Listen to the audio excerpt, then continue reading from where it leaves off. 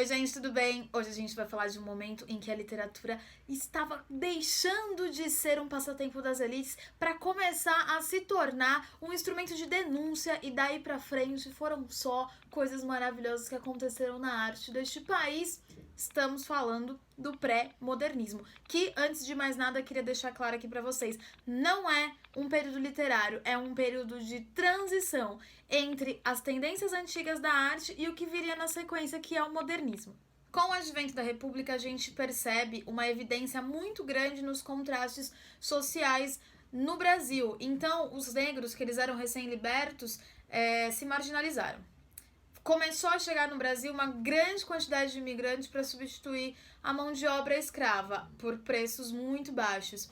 E aí, dessa situação, desse contexto aí de grande contraste de desigualdade social, surge uma nova classe social, que é o proletariado. Resumindo, a gente tinha de um lado ex-escravos, imigrantes, proletariado. E de outro lado, uma classe social conservadora que detinha a maioria das riquezas do país, né? Então era quase que uma sociedade dividida em duas partes aí, bastante desiguais. Desigualdade social não é de hoje, tá? Não é uma coisa, não é novidade pra gente. Enfim, isso resumia basicamente ali a sociedade desse final do século XIX, início do século XX no Brasil. Aí, dessa tensão entre esses dois polos aí que eu falei pra vocês, né, ex-escravos, imigrantes, proletários e a classe conservadora detentora de poder, cria-se um cenário nada tranquilo no Brasil. Vou mostrar pra vocês aí num mapa para vocês verem a quantidade de tretas que estavam rolando nesse país por conta dessa desigualdade, né, existente, desse abismo existente entre esses dois polos existentes no país naquela época. Então, olha o mapa aí. E aí, nesse contexto dessa desigualdade, dessa discrepância, começam a surgir diferenças, né, novas tendências na arte brasileira. Eu já falei pra vocês, que foram meus alunos aí em algum momento da vida, que tudo que acontece na sociedade é motivo, é pauta pra literatura se transformar. Então, todo grande acontecimento histórico tem um reflexo na arte. Então a arte, ela vai se transformar junto com a sociedade. Ela não é uma coisa morta, a arte é viva, é uma coisa que se transforma. Então, se o Brasil estava passando por um período de grandes conflitos, de grandes desigualdades, isso deixado claro para todo mundo ver, era nítido, claramente a arte, ela vai ter uma resposta a isso. Como eu disse para vocês, o modernismo, ele não é um período literário, ele é um período de transição entre o que aconteceu, entre as tendências antigas da arte, né, e essa arte que vai se transformando devido a essa incidência aí, dessa discrepância social que eu já também falei, e o que vai acontecer na sequência, que é o modernismo. Então, o pré-modernismo, ele tá ali fazendo, né, o meio de campo entre essas duas coisas. Então, ele tem traços dos dois momentos da arte. Ele tem certos traços conservadores, por exemplo, a poesia, ela continuou tendo muitos traços parnasianos e até mesmo simbolistas. Ao mesmo tempo que a prosa começou a adquirir vários outros traços inovadores ali, que estavam sendo um início, estavam dando um start, estavam, né, abrindo alas para o modernismo brasileiro, que foi um período maravilhoso da arte desse país. Esse traço inovador, renovador da literatura durante esse período aí do pré-modernismo, ele vai se constituir em alguns pontos. Vou falar para vocês alguns pontos desse traço renovador. O primeiro, e talvez assim um dos mais importantes, é analisar a realidade brasileira. Então, a literatura, ela era utilizada para falar sobre o que estava acontecendo na realidade brasileira. Daqui a pouco eu vou citar para vocês algumas obras e autores e relacionar isso a alguns momentos históricos desse período, para vocês entenderem como que a literatura, ela estava retratando, ela estava analisando, ela estava retratando a realidade brasileira. Um outro aspecto do traço renovador que surge durante esse período de transição, que é o pré-modernismo, é o regionalismo. Lá no romantismo tem regionalismo, mas é um regionalismo idealizado. Tudo no romantismo é idealizado. Então, assim, é uma descrição das regiões do país idealizada. São romances escritos nos interiores, nas regiões afastadas, com idealização daquelas regiões, daquela situação.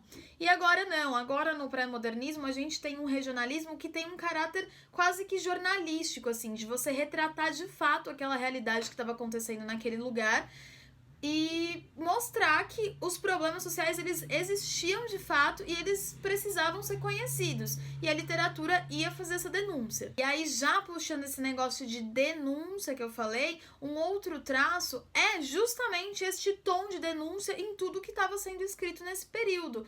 Então tem uma frase assim meio clássica sobre esse período de transição que é o pré-modernismo, que é mostrar o Brasil aos brasileiros. Isso que o pré-modernismo fazia. Então ele mostrava o Brasil aos brasileiros. As obras literárias estavam aí para mostrar o Brasil aos brasileiros. Então, se o negócio não estava legal, era através da literatura também, né? Não tô falando que não existia jornalismo, mas a literatura tinha esse caráter jornalístico, né? Então, também através da literatura você ia ter noção do que estava acontecendo no Brasil naquele período. E a linguagem mais simples é um outro traço renovador também. Por quê? Porque se tem um caráter de denúncia, a literatura pré-modernista, né? Ela precisa ser simples, ela precisa ser acessível, todo mundo precisa ter experiência com aquilo, precisa ter contato e precisa compreender. Então a linguagem simples, quase se aproximando ao coloquial, e quando eu falo coloquial, que é essa linguagem que a gente tem no dia a dia, né, entre os nossos, é o coloquial daquela época, né, de 100 anos atrás, de mais de 100 anos atrás. Mas era quase próximo ao coloquial, porque tinha que ser simples. As pessoas tinham que compreender o que estava sendo dito naquela linguagem literária. Então, quanto mais complicada fosse, mais distante das pessoas, né, a gente estaria e menos a gente mostraria com aquela literatura o Brasil aos brasileiros, que era uma intenção fortíssima dos pré-modernistas. E aí quando eu falo para vocês, naquele traço, que existia um tom de denúncia, que as obras elas retratavam situações críticas brasileiras por conta daquela discrepância, daquele abismo social entre duas classes, para citar algumas obras e alguns autores, e já relacionando com aquelas características que eu falei sobre o tom de denúncia e sobre análise das problemáticas e das situações em geral do Brasil, eu vou começar citando o Lima Barreto com O Triste Fim de Policarpo Quaresma, que traz, assim, uma situação fictícia, claro, né, mas com um contexto ali do governo do Marechal Floriano Peixoto, da época, incrível, magnífico, faz uma crítica ao nacionalismo extremo, perfeita para a nossa sociedade atual, né, não vale só para aquele passado, vale para nossa sociedade atual. E isso é o magnífico da literatura, porque a literatura ela só tem valor quando a gente consegue ler aquilo e trazer aquilo para nossa vida. E quando você lê este livro, especialmente do Lima Barreto, que é O Triste Fim de Policarpo Quaresma, já pensem pelo nome, assim, sabe? O Triste Fim. É uma coisa sensacional, assim, é sensacional. Se por acaso não tiverem vontade de ler o livro, porque eu compreendo muito bem essa nossa nova geração de estudantes e afins, tem um filme que retrata, assim, algo meio próximo à história, né, que é Policarpo Quaresma, o Herói do Brasil. Ele se aproxima um pouco a essa questão do livro, e é interessante assistir, é legal. O filme é antigo, mas é interessante assistir. Uma outra obra e autor que foram bastante importantes nesse período e trazem um caráter documental, jornalístico, de crítica e de denúncia, assim, importantíssimos para história, não só para literatura, é a obra Os Sertões, do Euclides da Cunha, que retrata, assim, quase que fielmente o que estava acontecendo ali naquela revolta de Canudos. O Graça Aranha, com Canaã, também levanta uma outra questão nesse período, que é o problema da fixação dos imigrantes aqui no Brasil. Então ele também é um cara muito legal desse período do pré-modernismo, que faz uma crítica com a sua obra a essa questão aí da fixação dos imigrantes no Brasil. O Monteiro Lobato, que é um caso à parte da literatura, porque está envolvido em um monte de tretas aí, de preconceitos e afins,